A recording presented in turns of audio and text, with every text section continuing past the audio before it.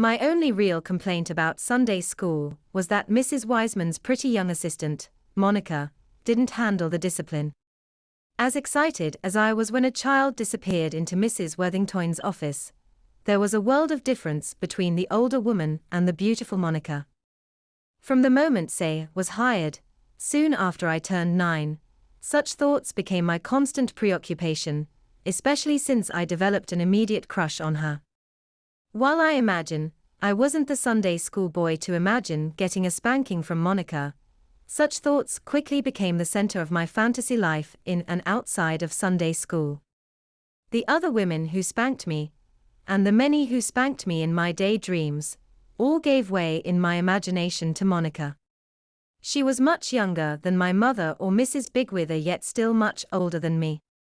At that age, it was mostly felt as an overwhelming crush, which I did little to conceal in the hopes my affections, once noticed, would somehow be returned.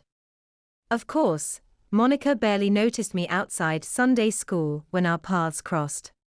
She was grown up with her own friends and activities. But that only made me more determined to win her affection.